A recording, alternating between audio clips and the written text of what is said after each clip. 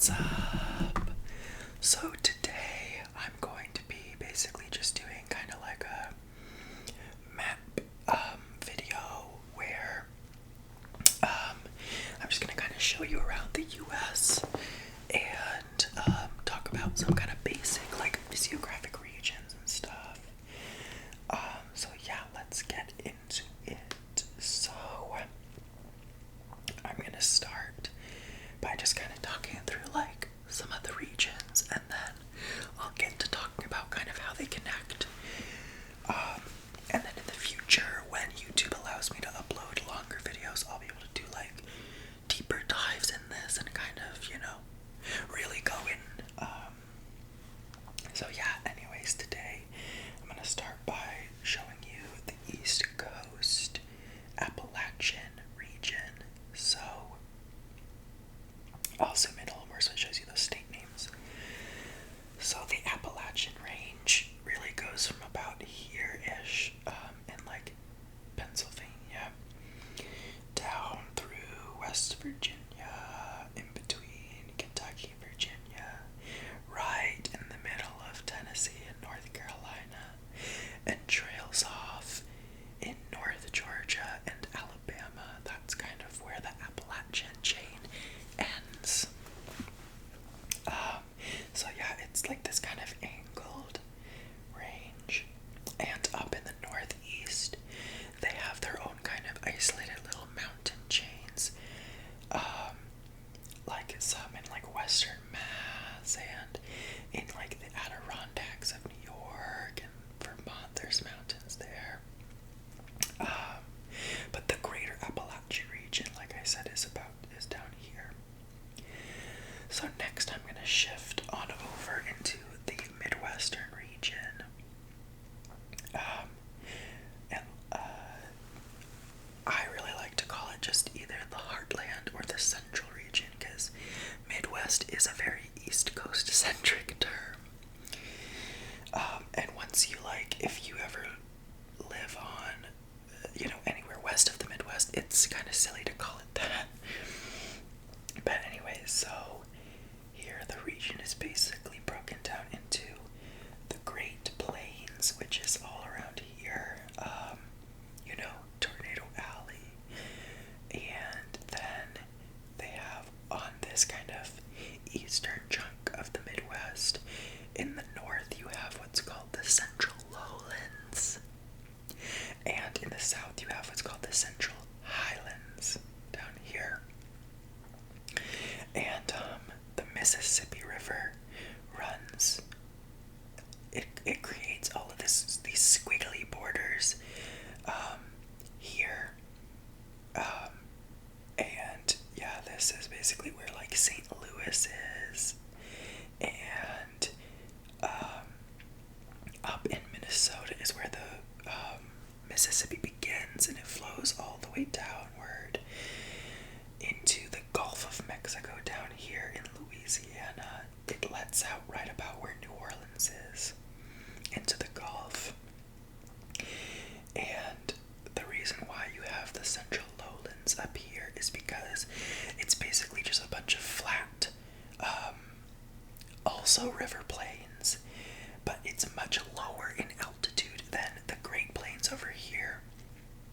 And this region is called the Central Highlands because it's the only mountain chain in between the Rockies and the Appalachians. So it's called the Ozarks, if you have ever heard of that. And it is mostly in Missouri and also part of Arkansas, Oklahoma, and Kansas. And it's basically like these interesting kind of swampy mountains. But yeah, and then the Great Plains is the vast expanse created by the Mississippi, because rivers create fertile plains as they drag and bring sediment and rock and all that good stuff. And so as you go westward, the plains gradually get higher and higher in altitude till you hit the continental divide, which is where the Rockies are.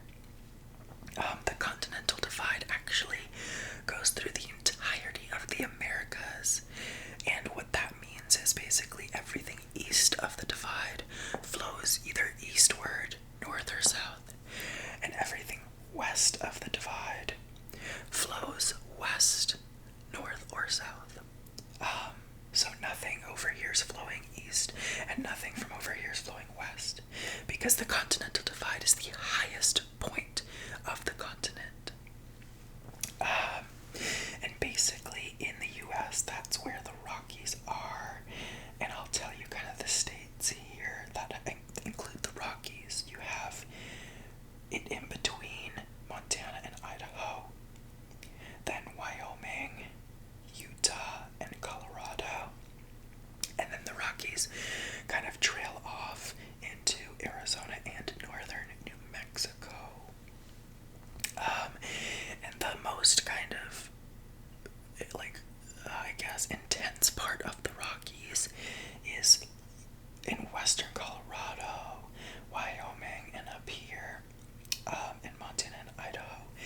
The part of it that's in New Mexico is a lot smaller, and it kind of divides into all these different scraggly little mini mountains, I guess. And so, yeah, basically, if you've ever been to Denver and if you've ever driven west into Denver, you may have seen that, like, you're just driving through straight plains and then suddenly you hit the mountains like a wall. And that's kind of how it is on the eastern side of the Rockies. Like, same thing with Wyoming and Montana. It's just super flat plain and then suddenly a wall of huge, sharp mountains. So yeah, and so that's the Rocky Mountain Range. That's why this is called the Mountain Time Zone.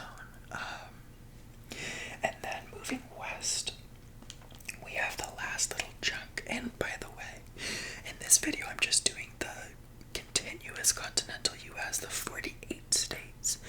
So I'll cover Alaska and Hawaii and all that good stuff in other videos. But yeah, so you have basically in this last West Coast region, you have these little basins in between mountain ranges. So you have a mountain range in the northern half of the West Coast called the Cascades, and that is in Washington and Oregon. And then in California, you have the Sierra Nevada, which is between Nevada and California.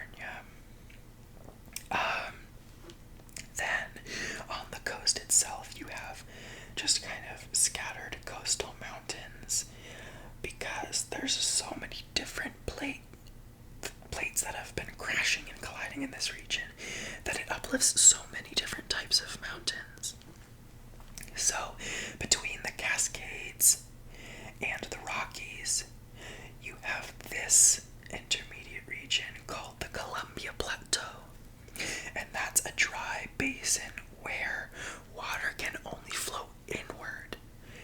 So no water from here flows out into the Pacific or into the Mississippi system, because it's trapped by these mountains, and that forms kind of a deserty, semi-arid region, because the water flow is just different when water can't flow into an ocean or a huge system of water.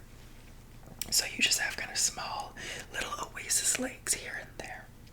Then in the south, you have an even greater basin called the Great Basin, which basically takes up the entirety of the state of Nevada and western Utah and southern Idaho and Oregon. And that's another region that's called endorheic, meaning that a river can only flow inward into the basin and it can't escape, as opposed to a region like the West Coast or the coastal plain down here, which is called exorheic, which means the river can flow into the open ocean. But yeah, so in the Cascades is where you have some like volcanoes in Washington, like Mount Rainier, and then Mount St. Helens is a little bit off trail from it, but it's still kind of part of that system. And you have Mount Hood in Oregon, which you can see from the city of Portland.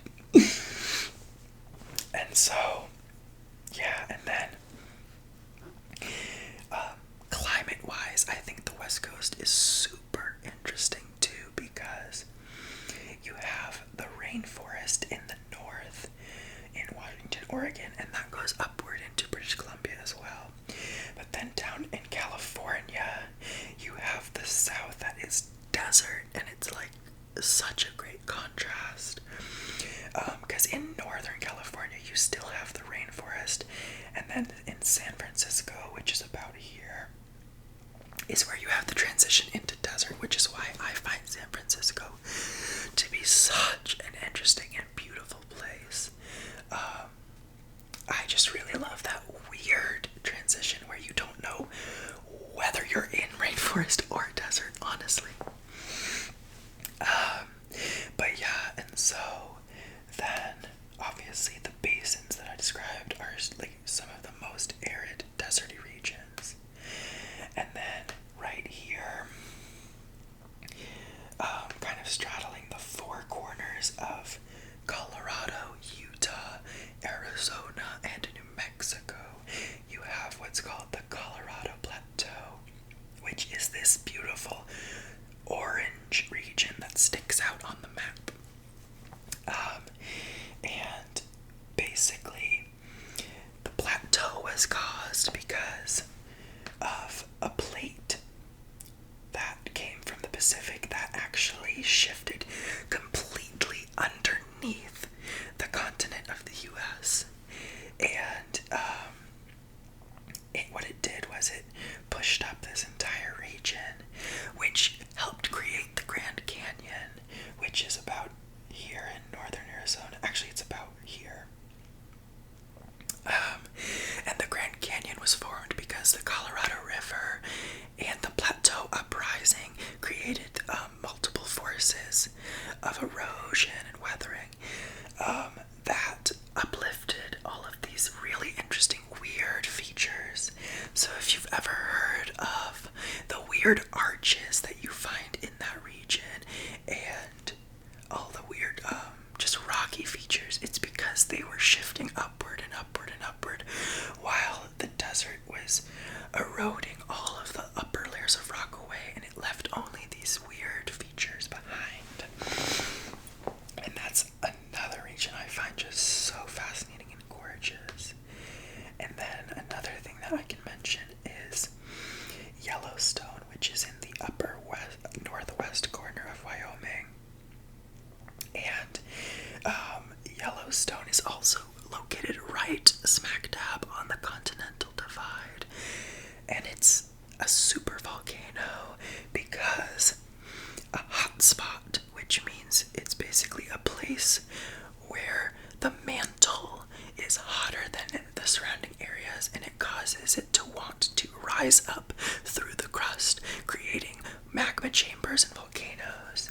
And that hotspot actually used to come from way over here, and once was in Oregon, and actually shifted through the continental plate coming underneath all the way to here where Yellowstone is today. And that's why Yellowstone is such an insane supervolcano, because it has such a huge caldera from where the volcano collapsed from earlier eruptions, which left all the really interesting geothermal features and such that there are today. And so yeah, and then I guess I'll wrap up here by saying, out here in the East Coast, you have like the coastal plain, which is around the Gulf of Mexico, from the drainage of the Mississippi, and that just creates like a very hot, wet, swampy region, and is why Florida is just one entire wet, flat swamp.